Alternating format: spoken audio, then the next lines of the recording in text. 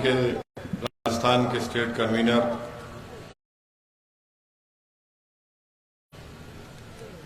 मेरे छोटे भाई जमील खां साहब, एडवोकेट जावेद साहब और आज जलसे के कन्वीनर अब्दुल हक सोलंकी साहब,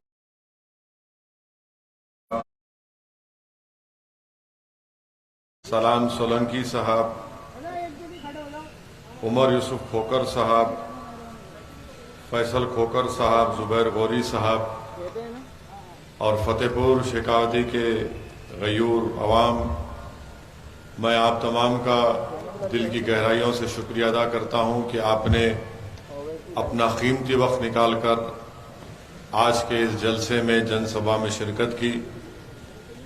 और ये मेरी खुशकिस्मती है कि राजस्थान की सरजमीन पर अल्लाह सुब्हानहू व तआला सऊदीन ओवैसी को आवाम के दरमियान में खड़े होकर अगर बोलने का मौका दिया तो पहली मर्तबा मैं फतेहपुर में राजस्थान में आपके दरमियान में खड़े होकर अपनी बात को रख रहा हूं। आपका बेहद शुक्रिया। मैं अपने जिम्मेदारों का शुक्रिया अदा करता हूं कि आपने मुझे यहां पर अपनी बात रखने का मौका दिया। आप तमाम लोग जानते हैं कि राजस्थान में मजलिस इत्तेहादुल मुस्लिमीन की शुरुआत की जा चुकी है और हमने अपनी जो कमेटी बनाई उसका कन्वीनर जमील खां साहब को बनाया, जिसमें हमारे बहादुर एडवोकेट जावेद साहब भी हैं। मेरी आप तमाम से अपील यह है कि आप अपनी इस पार्टी को मजबूत करें। हमको आपकी दुआओं की ज़रूरत है, हमको आपकी सरपरस्ती की ज़रूरत है, हमको आपकी तायीद की ज़रूरत है। इसलिए मेरे अजीज दोस्तों और बुजुर्गों, क्योंकि राजस्थान में एक विकल्प नहीं था, यहाँ पर हमेशा कांग्रेस और बीजेपी के दरमियान में एक सत्ता की कबड्डी मैच खेली जाती रही है। अब इंशाअल्लाह ताला एक तीसरी ताकत के तौर पर मजलिस राजस्थान में उभरेगी और मुझे यकीन है कि आपकी तायीद, आपकी सरपरस्ती से जरूर इंशाअल्लाह ताला मजलिस का सफर कामयाब रहेगा। और मुझे यकीन है कि यहाँ पर इंशाअल्लाह ताला मजलिस एक सियासी ताकत बनकर राजस्थान के सरजमीन में उभरेगी। मेरे अजीज दोस्तों और बुजुर्गों, मैं ये बात इसलिए आपसे अर्ज कर रहा हूं कि आज हमारे वतन अजीज की जो सियासत है, जो माहौल है, उससे आप तमाम लोग बाखबर भी हैं और उसको आप बखूबी जानते भी हैं। और आप ये भी जानते हैं कि जब पिछले असेंबली या विधानसभा के चुनाव हुए थे तो यहां पर राजस्थान की जनता ने कांग्रेस को वोट दिया और कांग्रेस सत्ता में आई। भाजपा के भी लोग कामयाब हुए और उसके 3 महीने या 3.5 महीने के बाद जब पार्लियामेंट के चुनाव हुए तो यहां से एक भी कांग्रेस का उम्मीदवार बहैसियते मेंबर ऑफ पार्लियामेंट कामयाब नहीं हो सका। मेरे अजीज दोस्तों और बुजुर्गों, मेरी जिंदगी का जो तजुर्बा है वो बहुत छोटा है, मगर मैंने जो अपने बड़ों से सुना है, अपने बड़ों के तजुर्बों की बुनियाद पर जो उन्होंने मुझे सिखाया है और जो मैंने अपनी सियासी सफर में, जो एक छोटा सा सफर रहा है अभी तक, जो मैंने गलतियां करके, ठोकरें खाकर और ज़हीन लोगों की राय मशवरे को सुनकर जो मैंने ये सुना और समझा, वो ये है कि याद रखिए कि जब तक आपके पास अपनी एक सियासी आवाज नहीं होगी, हम अपने मसाइल को हल नहीं करवा सकते। आप बरसों से हम लोग वोट डालने वाले बन चुके हैं, मगर हम वोट लेने वाले नहीं बने हैं। कोई ये कहेगा कि इसकी मिसाल क्या है, या फिर हमको समझाओ। मेरे अजीज दोस्तों और बुजुर्गों, याद रखिए, जब तक आप अपने वोट से अपने नुमाइंदे को कामयाब नहीं करेंगे, आपसे इंसाफ नहीं होगा। जब तक आप अपने वोट से इत्तेहाद की ताकत पर आप अपने नुमाइंदे को कामयाब नहीं करेंगे, हम अपने मसाइल को हल नहीं करवा सकेंगे। जब तक आप अपने वोट की ताकत पर अपने नुमाइंदे को कामयाब नहीं करेंगे, चाहे वो चुनाव विधानसभा का हो, पार्लियामेंट का हो, जिला परिषद का हो या लोकल बॉडी का हो, याद रखिए हम अपनी तकालीफ को दूर नहीं कर पाएंगे। ये इसलिए मैं कह रहा हूं क्योंकि जहां कहीं भी मैं जाता हूं वहां पर मसाइल लोग हमको बताते हैं, जिम्मेदार लोग बताते हैं, और जब हम उन मसाइल को देखते हैं और जब आवाम से पूछते हैं कि ये मसला क्यों नहीं हल हुआ, तो जवाब में ये आता है कि हमारा विधायक या हमारा सांसद या हमारा लीडर जिसको हमने अपने वोट से मुंतखब किया वो हमारी तकालीफ को महसूस नहीं करता। वो सिर्फ चुनाव के दरमियान में हमारे पास नजर आता है, फिर 5 साल के बाद दोबारा हमारे गली कूचों में, हमारे गांव में आकर हमसे वोट की भीख मांगता है, और फिर जब भीख मांगता है हमसे ये भी कहता है कि देखो अगर मुझे वोट नहीं डालोगे तो भाजपा जीत जाएगी। मेरे अजीज दोस्तों और बुजुर्गों, हमारी जिंदगी का मकसद सिर्फ ये नहीं है कि हम सिर्फ वोट डालते रहें, और जब हम इंसाफ का मुतालबा करें, जब हम सम्मान की बात करें, जब हम हक की बात करें, तो हमसे ये कहा दिया जाता है कि नहीं नहीं, तुम मुसलमान हो, तुम सम्मान, इज्जत और इंसाफ और हक की बात मत करो, तुम्हारा काम सिर्फ यही है कि तुम वोट डालकर भाजपा को हरा दो। मेरे अजीज दोस्तों और बुजुर्गों, जिस सरजमीन से मैं आया हूं वो हैदराबाद और तेलंगाना रियासत है। वहां पर भी मजलिस इत्तेहादुल मुस्लिमीन के सिर्फ 7 एमएलए हैं। वहां पर मुसलमानों की आबादी करीब 65 लाख के करीब है। मैं आपसे पूछना चाह रहा हूं, जब 7 विधायक तेलंगाना में आपकी दुआओं से और आपकी इत्तेहाद की ताकत और कुव्वत के बलबूते पर कामयाब होते हैं, तो फिर वहां पर तेलंगाना में मजलिस की नुमाइंदगी पर, मजलिस के रिप्रेजेंटेशन पर तेलंगाना की हुकूमत ने आज से 7 साल पहले मुस्लिम अक़लियत के लिए एक रेजिडेंशियल स्कूल खोले, और आज की तारीख में 60,000 मुसलमान बच्चे और बच्चियां 6ठी जमात से 12वीं जमात तक, 6 से 12th क्लास तक फ्री में स्कूल में पढ़ती हैं। बच्चियों का अलग स्कूल है।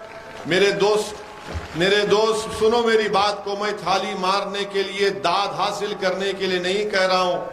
मैं कोई शायर नहीं हूं कि कलाम पढ़कर तुमसे वाहवाह हासिल कर रहा हूं। मैं आपके दरमियान में खड़े होकर आपको ये बताने की कोशिश कर रहा हूं कि तेलंगाना में 60,000 मुस्लिम बच्चे और बच्चियां स्कूल में पढ़ रही हैं, फ्री में पढ़ रही हैं। बच्चियों का अलहदा स्कूल, उसमें उनका अलहदा हॉस्टल, बच्चों का अलग स्कूल और अलहदा हॉस्टल। उनको वहां पर किताबें दी जाती हैं, पहनने के लिए कपड़ा दिया जाता है, और बेहतरीन खाने का इंतजाम वहां पर किया गया। बताइए, क्या मजलिस का कोई एमएलए कभी मंत्री बना? जब तक मैं जिंदा रहूंगा मजलिस का कोई एमएलए मंत्री नहीं बनेगा, न संतरी बनेगा, बल्कि वो एक लड़ने वाला बनेगा अपने हक के लिए जो हमने किया। बताइए, क्या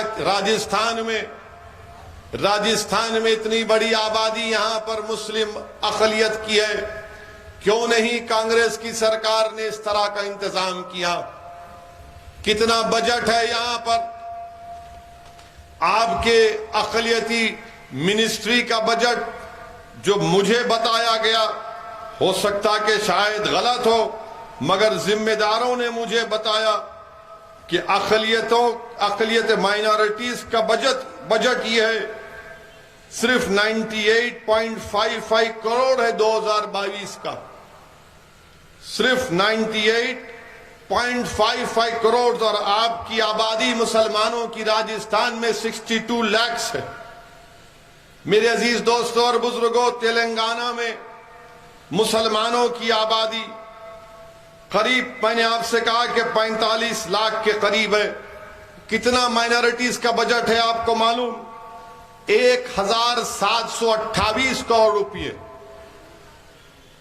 1728 करोड़ रुपये माइनॉरिटीज का बजट है।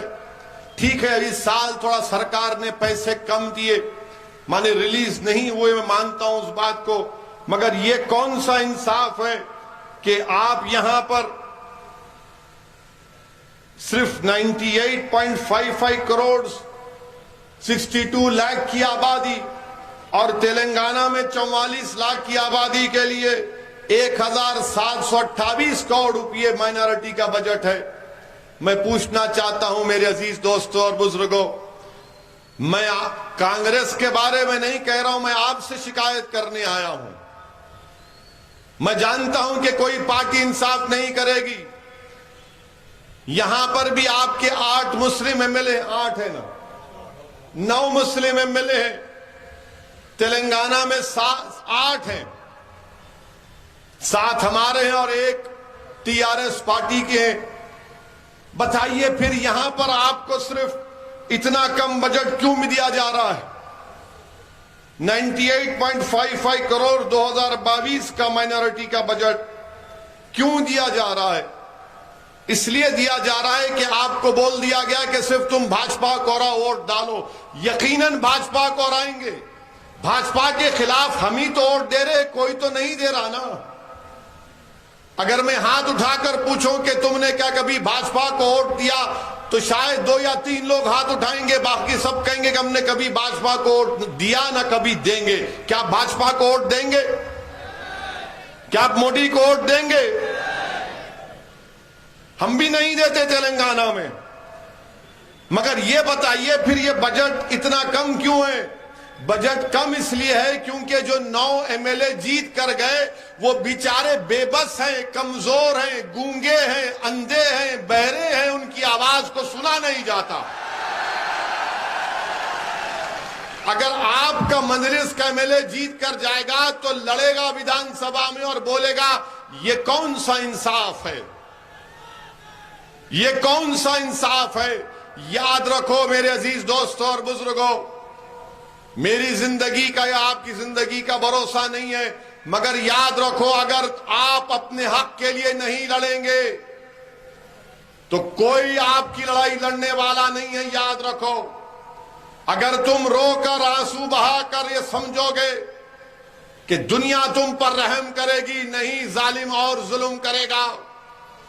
अगर तुम भीख मांगोगे कि मेरा हक दे दो, तो सरकार में बैठे वाले ये सब लोग बोलेंगे कि देखो ये भिखारी बनकर आया है, इसको कुछ मत दो, कुछ हड्डी फेंक दो।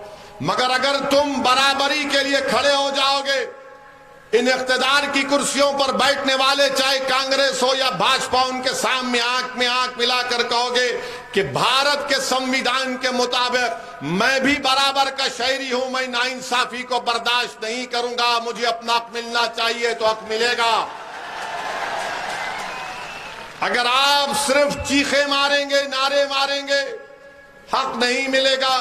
आपको हक कैसे मिलेगा मेरे भाई? जब आप सियासी ताकत को पैदा करेंगे, जब आप सियासी नुमाइंदों को अपने जिताएंगे, तभी जाकर तो हम बात कर सकते हैं। मैं आपको और एक मिसाल दे रहा हूं, शायद किसी को पसंद ना आए, मैं तो बदनाम हूं कि जहां कहीं भी ओवैसी भाषण देता है, मेरे दुश्मन कहते हैं कि भड़काऊ भाषण देता है, कोई कहता है कि ये फुला बोलता है। मैं आपको जो कुछ कह रहा हूं सच्चाई को बयान कर रहा हूं, और अगर मेरी सच्चाई किसी को तकलीफ पहुंचाती है तो मुझे उसकी परवाह नहीं है। अल्लाह मुझे जब तक जिंदा रखेगा मैं सच्चाई को बयान करता रहूंगा और बयान करने की कोशिश करता रहूंगा। और सच्चाई ये है मेरे अजीज दोस्तों और बुजुर्गों, मैं हमारे राजस्थान के जाट भाइयों को सलाम करता हूं, मैं उनको सलाम करता हूं, उनकी सियासी शऊर को सलाम करता हूं। जाट भाई 9% हैं और 200 की विधानसभा में उनके 37 एमएलए हैं, है ना, 37 है। मैं उनको सलाम करता हूं। क्या राजस्थान के मुसलमान हमारे जाट भाइयों से सीख नहीं सकते कि वो 9% हैं और उनके 37 MLA हैं? मैं सलाम करता हूं राजस्थान के हमारे राजपूत भाइयों को कि वो आबादी का 6% हिस्सा है और उनके 17 विधायक जीत कर आते हैं। मैं सलाम करता हूं उनको। मैं आपसे यही अर्ज कर रहा हूं, जब वो कर सकते हैं तो आप क्यों नहीं कर सकते? अच्छा, ये जो आपके कांग्रेस से ये जो 8 MLA जीत कर गए हैं, जिनको आपने जिताया है, ईमानदारी से एक बात अपने आप से सवाल करिए, जब तुम उनको देखते हो तो तुम्हारा दिल तुमसे क्या कहता है कि ये मेरा नेता है या कांग्रेस का नेता है? किसका नेता है? आप खुद फैसला कर लो।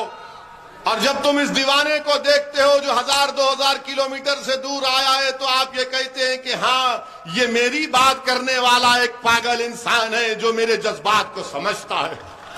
मगर याद रखो, मेरी जिंदगी कब चिराग गुल हो जाए मुझे नहीं मालूम, मगर मैं ये चाहता हूं कि मुझसे बेहतर, मुझसे काबिल, मुझसे जियाले इस शेखावती की सरजमीन पर मंजलिस के पैदा हो जाएंगे तो इंशाअल्लाह ताला इंसाफ के दौर का आगाज हो जाएगा। इसीलिए हमने मेरे छोटे भाई जमील को हमने कन्वीनर बनाया है। ये कोई पार्टी का नहीं है। जमील की काबिलियत यह है कि जमील तालीम के मैदान में काम करता है। इसीलिए मेरे अजीज दोस्तों और बुजुर्गों, ये आपको फैसला करना है कि कैसे आप करेंगे।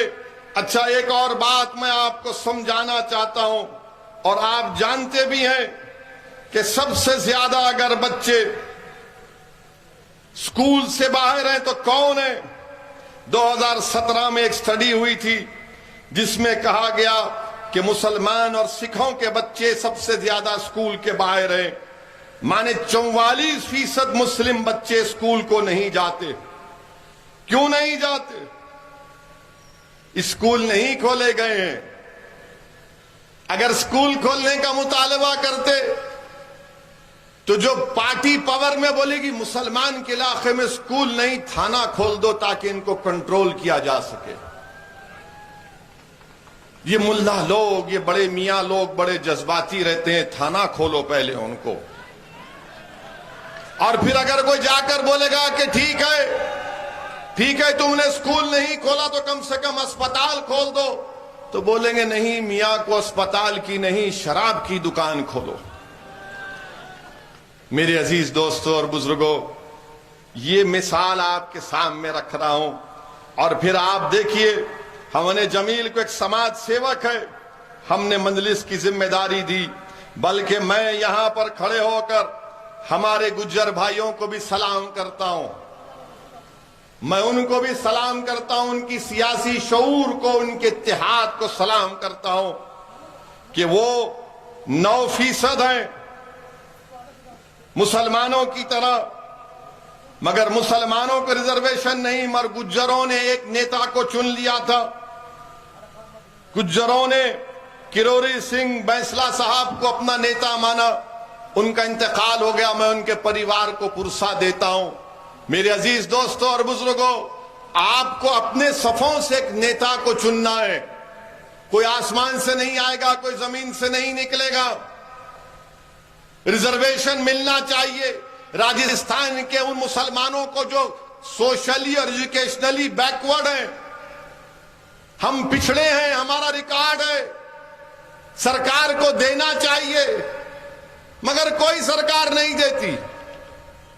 रिजर्वेशन मिलना जरूरी है, मगर रिजर्वेशन नहीं मिलना खुद एक नाइंसाफी की बेहतरीन मिसाल है। मेरे अजीज दोस्तों और बुजुर्गों, मेरी इज्जतदार मां और बहनों, मेरी आपसे अपील है कि आप इस पर गौर करिए। और फिर ये शेखावती की सरजमीन सारे मुल्क में, सारे देश में मशहूर है कि यहां से हर घर से कोई ना कोई एक बच्चा भारत की फौज में जाता है। जाते हैं ना फौज में। मगर अब आप ये मेरे सवाल का जवाब दो, भारत के प्रधानमंत्री नरेंद्र मोदी ने जो ये अग्निवीर की स्कीम लेकर आई, क्या ये अच्छा है? जो फौज में जाता है भारत की, वो क्यों जाता है? ताकि देश की सेवा कर सके। उसमें एक इज्जत होता है, एक ऑनर होता है। पूरा गांव खुशियां मनाता है अगर कोई बच्चा फौज में जाता है। पूरे उस गांव के लिए एक सम्मान की बात हो बन जाती है कि हमारे गांव का बच्चा भारत की सरहद की हिफाजत करने के लिए कश्मीर में बैठा है, ताकि पाकिस्तान से कोई टेररिस्ट घुसकर ना आए। सारा गांव खुशियां मनाता है कि इस गांव का बेटा चीन की फौज के खिलाफ फौलाद की तरह खड़ा है। मगर हमारे देश के प्रधानमंत्री ने क्या किया? कहा कि देश की अगर खिदमत करना है तो सिर्फ 4 साल करो। अब आप बताइए, प्रधानमंत्री 2 बार प्रधानमंत्री बन गए, उनको भी चाहिए था कि 5 साल के बाद मैं भी टाटा कर दूंगा। मगर वो तो बोलेंगे नहीं, मैं कभी टाटा ही नहीं करूंगा, मैं जब तक रहूंगा मैं रहूंगा। मगर अग्निवीर के लोगों का 4 साल। आप बताइए मेरे अजीज दोस्तों और बुजुर्गों, ये कैसा निजाम, कैसा फैसला भाजपा ने किया? फौज से एक मजाक किया जा रहा है। आज 50,000 भारत की फौज चीन की फौज से आंखों में आंखें डालकर खड़ी हुई है। डेप्सांग डेमचाक में पेट्रोलिंग पॉइंट 15 के पास, हॉट स्प्रिंग के पास। और भारत के प्रधानमंत्री ने कहा कि 4 साल। और क्या कहते हैं? 4 साल के बाद तुमको 11 या 14 लाख मिलेंगे। प्रधानमंत्री, आपके वादे 15 लाख के पूरे नहीं हुए, आप कौन से 11 लाख 14 लाख का वादा कर रहे हैं? और कहते हैं कि 4 साल के बाद उसमें से थोड़े 10% लोग सेंट्रल पैरामिलिट्री फोर्स में चले जाएंगे और उस 4 साल के बाद एक 25-20% जो भी परसेंटेज है वो फौज में दोबारा लिया जाएगा। यानी 4 साल की सर्विस उसकी कबूल नहीं होगी, वो नए सिरे से शुरू करेगा। आप बताइए मेरे अजीज दोस्तों और बुजुर्गों, वो जो बच्चे अपने सालों तक तैयारी कर रहे थे, उनको बड़ी मायूसी हुई है। देश के प्रधानमंत्री से हम कहना चाह रहे हैं, अग्निवीर या अग्निपथ जो भी आपकी स्कीम है, ये देश के हित में नहीं है। आज पाकिस्तान और चीन मिलकर भारत को ललकार रहे हैं। ऐसे वक्त में ये अग्निवीर स्कीम को नहीं लाना चाहिए था। इसको बर्खास्त करने की जरूरत है। ये कौन सी फौज होगी जो 4 साल काम करेगा और फिर उसके बाद घर को आ जाएगा? फिर कहेंगे कि नहीं, उसको CCRPF में या ITBP में लिया जाएगा। अरे एक रिकॉर्ड पेश करो, कितना झूठ बोलते हो भाजपा वाले, कितना झूठ बोलते हैं भाजपा वाले। अरे 10% तो कभी नहीं लिया गया जो लोग फौज से निकलकर सेंट्रल पैरामिलिट्री फोर्स में जाते हैं। मैं आज इस सरजमीन पर खड़े होकर 31 जुलाई 2020 को जो मोहसिन खान जो शेखावती के थे, जिन्होंने नौशेरा कश्मीर में पाकिस्तान के टेररिस्ट से मुकाबला करते हुए, आतंकवादियों से मुकाबला करते हुए अपनी जान की अजीम कुर्बानी दी, मैं उनके परिवार को, उनके माँ बाप को सलाम करता हूं और अल्लाह से दुआ करता हूं कि अल्लाह सुब्हानहू व तआला मोहसिन खान के परिवार को अल्लाह सब्र दे और ऐसे मोहसिन खान इस सरजमीन पर अल्लाह लाखों में पैदा कर दे जो भारत की सुरक्षा करते रहे।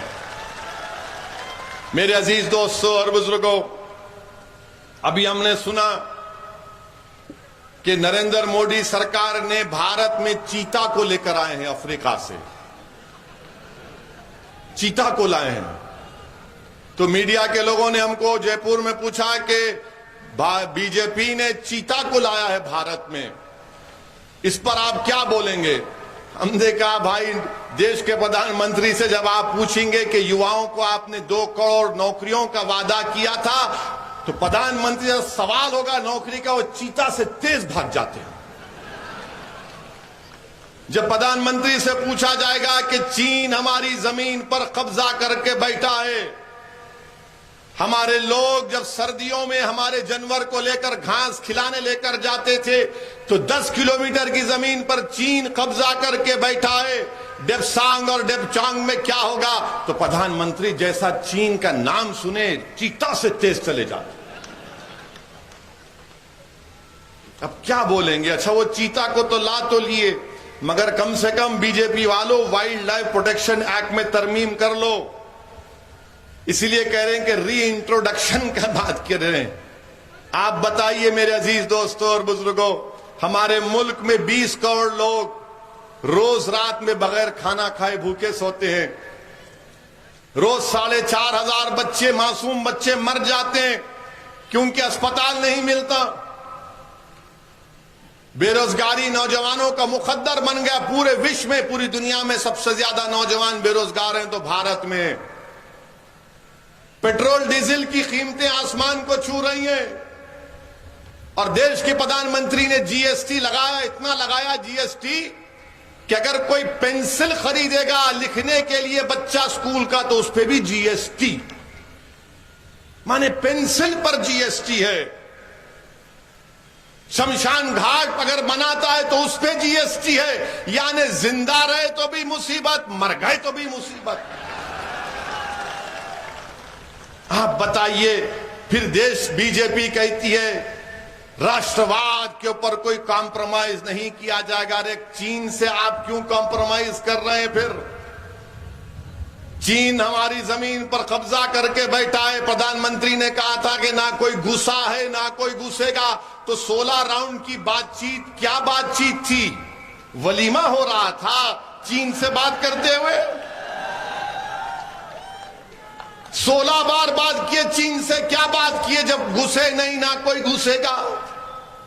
मेरे अजीज दोस्तों और बुजुर्गों, आज हमारी भारत की इकोनॉमी बर्बाद हो गई। देश बीजेपी के पास फौज को पैसा नहीं है देने के लिए, इसलिए अग्निवीर अग्निपथ की स्कीम लेकर आए। अगर पैसा होता तो ये 4 साल की ये स्कीम नहीं लाते। आप बताइए, जो फौज का सिपाही एयरफोर्स, आर्मी, नेवी में जाता है उसके लिए एक बड़ी इज्जत की बात होती है। आज उसको देश के प्रधानमंत्री 4 साल कर दिए। मेरे अजीज दोस्तों और बुजुर्गों, दूसरी बात आपसे अर्ज करना चाह रहा था, क्योंकि ये पहला जलसा है, आखिरी नहीं होगा, मैं दोबारा आऊंगा इंशाअल्लाह ताला।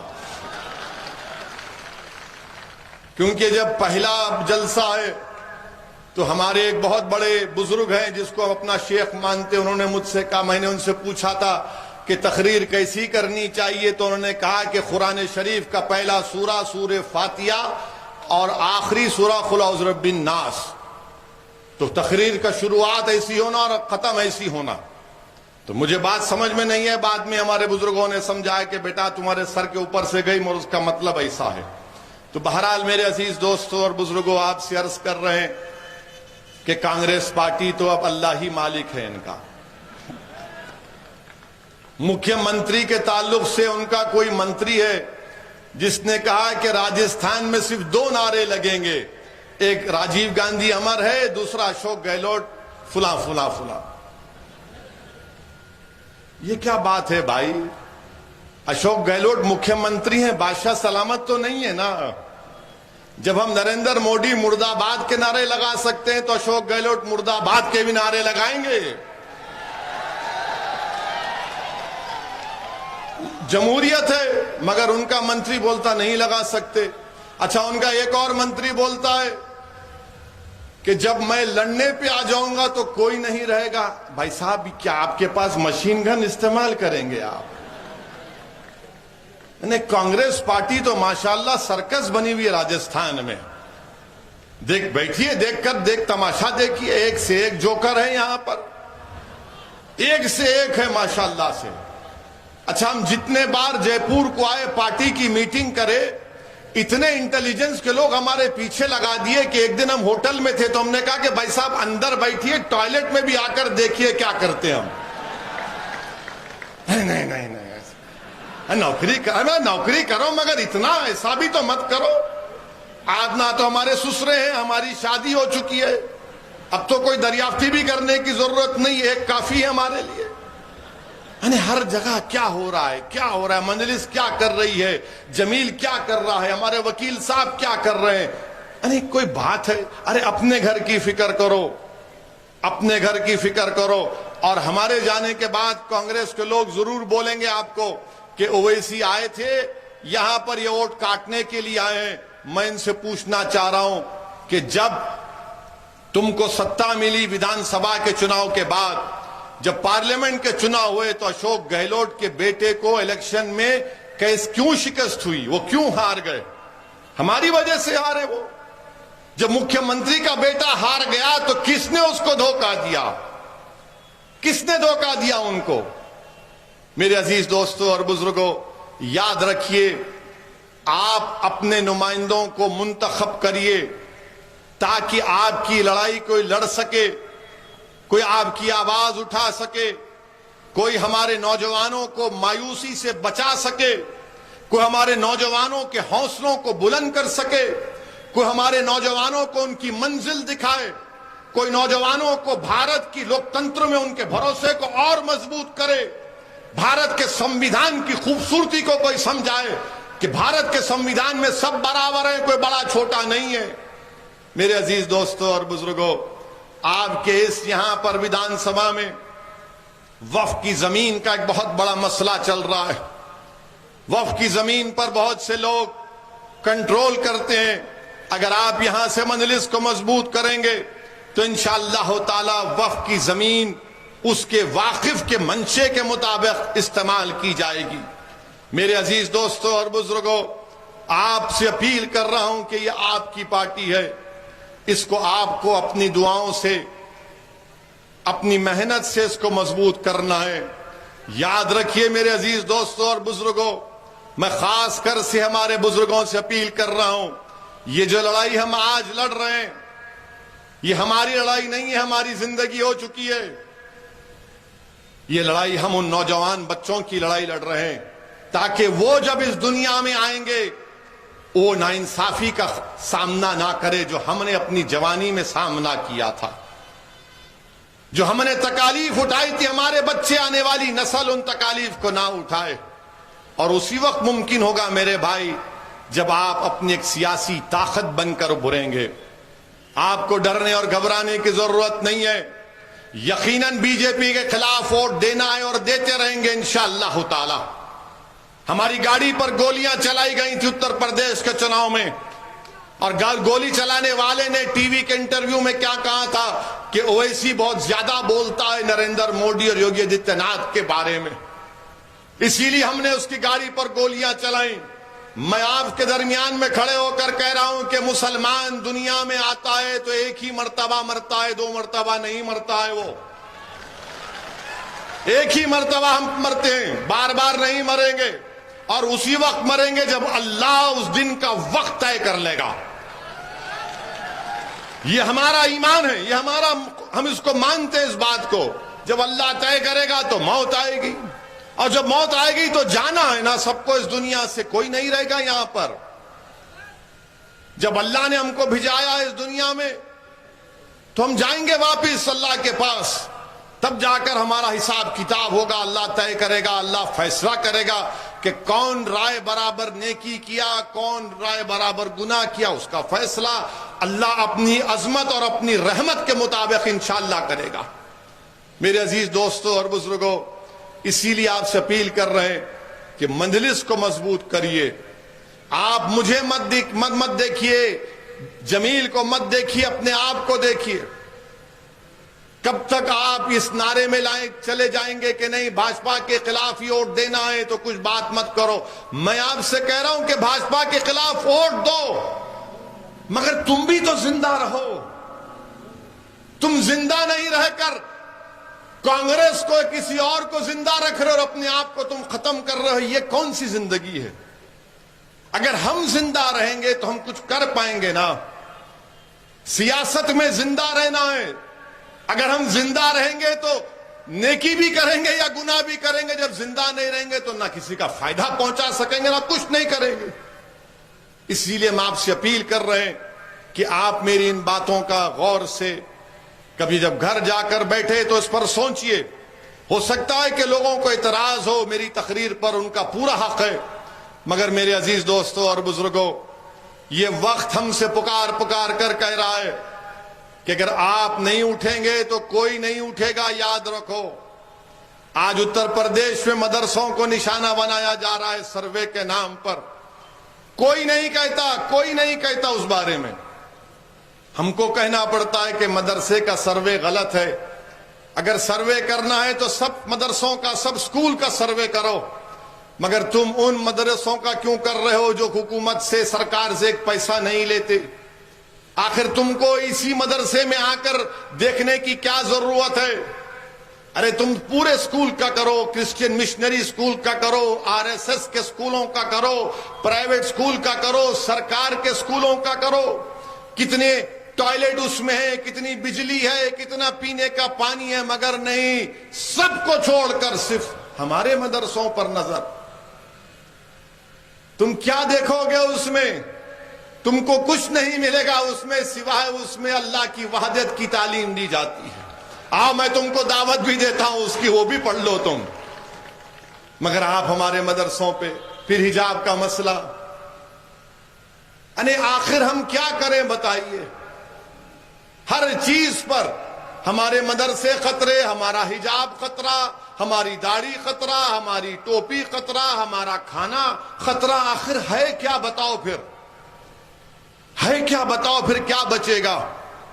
अब हमारी मस्जिद पर भी आ गए आप, अब मस्जिद पर भी आ गए, इस पर भी कोई पार्टी कुछ नहीं बोलती। बताइए मेरे अजीज दोस्तों और बुजुर्गों, ये इत्मीनान में मत रहो कि नहीं नहीं वो एक दीवाना है, वो ऐसी बोल रहा है ना। नहीं, आप सबको बोलना पड़ेगा। जब आप बोलेंगे तो दुनिया उठेगी, सुनेगी, और दुनिया समझ जाएगी कि हाँ, एक दीवाना नहीं, ये पूरे लाखों की तादाद में सब के सब लोग होशियार हो चुके हैं, बाखबर हो चुके हैं और अपने हक के लिए खड़े हो गए। याद रखो मेरे अजीज दोस्तों और बुजुर्गों, खामोशी बुज़दिली है, खामोशी बुज़दिली है, याद रखो। और भारत के संविधान में आपको बोलने का इख्तियार है। आपको बोलना पड़ेगा, आपको लड़ना पड़ेगा पुरअमन तरीके से। और ये लड़ाई में आप हमारा साथ दीजिए। मैं यहां पर अपनी मकबूलियत में, अपनी पॉपुलैरिटी में इजाफा करने के लिए नहीं आया हूं, अल्लाह मेरी नीयत को जानता है। मैं इसलिए आया हूं ताकि आप मुसलमानों के नेता बने, ताकि आप मुसलमानों के कायद बने, ताकि आप मुसलमानों के लीडर बने। और जब यहां से वो खड़ा हो जाएगा तो मैं आपसे वादा कर रहा हूं, सऊद्दीन ओवैसी उसके पीछे खड़ा होगा और उसको सामने रखकर कहेगा कि तुम क़यादत करो राजस्थान के मजलूमों की, तुम इनके मुकद्दर के फैसले तय करो। कब तक हमारे मुकद्दर के फैसले कोई कांग्रेस और बीजेपी करेगी?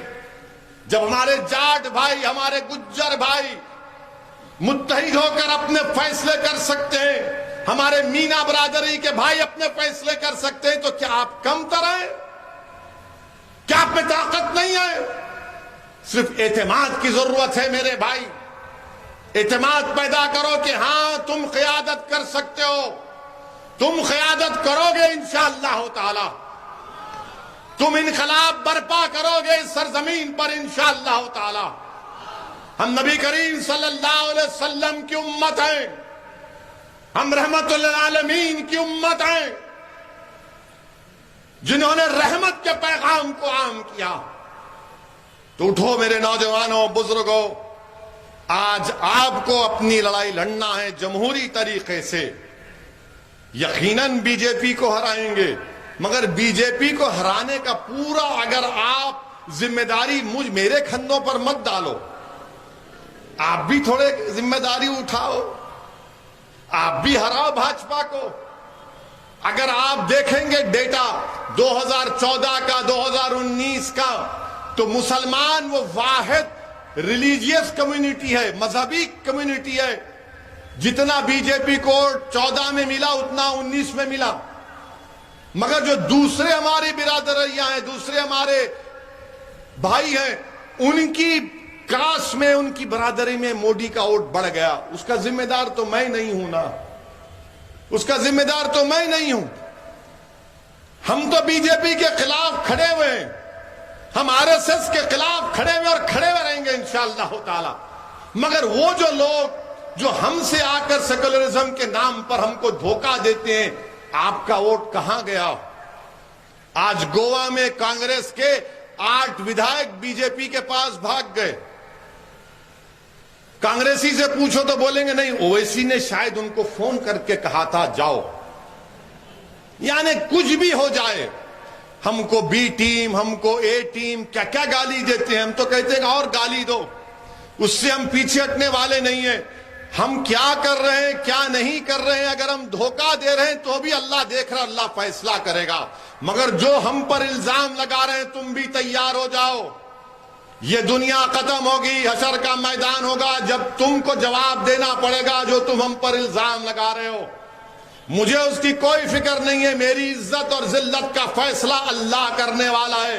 दुनिया में कोई ऐसा मई का लाल पैदा नहीं हुआ जो सऊद्दीन ओवैसी को इज्जत और जिल्लत दे सके। अल्लाह मेरे लिए काफी है, हम तमाम के लिए काफी है। बहरहाल मेरे अजीज दोस्तों और बुजुर्गों, पहला जलसा था तो इसलिए आपको जरा वार्म अप कराए हैं। अभी जिम में जाने से पहले मैच वार्म अप करते, वार्म अप हुआ है। अभी इंशाल्लाह दोबारा आएंगे, आपसे मुलाकात भी होगी बार बार इंशाअल्लाह ताला। अल्लाह मुझे मौका दे कि मैं इस गयूर सरजमीन पर आता रहूं, बराबर आऊंगा, दोबारा नहीं, कई मर्तबा आऊंगा। आप मुतमईन रहिए, आप थक जाएंगे, इतना आऊंगा मैं इंशाअल्लाह ताला। मेरा काम खाली फिरना है, क्योंकि मेरी अम्मा ने मुझे सफर के महीने में पैदा किया, तो मैं सफर में ही रहता हूं। आप मुतमईन रहिए, हमारा काम मकसद एक ही है कि आप मुत्तहिद रहें, अपने इख्तिलाफात को कम करें। इख्तिलाफ हो सकता है, मगर इख्तिलाफ अगर है तो उसमें रहमत को तलाश करें, मगर मुत्तहिद रहिए। और मैं आपसे फिर से अपील कर रहा हूं कि आप मजलिस की सरपरस्ती करिए, हमको गाइड करिए, हमारे बड़े बनिए, हमारा हाथ पकड़कर हमको चलना सिखाइए, हमको रास्ता दिखाइए। हम अपनी गलतियों को मानने को तैयार हैं, मगर आपके साथ की जरूरत है, बुजुर्गों की सरपरस्ती की जरूरत है, माँ और बहनों की दुआओं की जरूरत है, नौजवानों के जोश और वलवले की जरूरत है। तब जाकर इंशाअल्लाह ताला एक मुस्तहकम एक आपकी सियासी क़यादत बनेगी। अस्सलाम वालेकुम व रहमतुल्लाहि व बरकातुहू।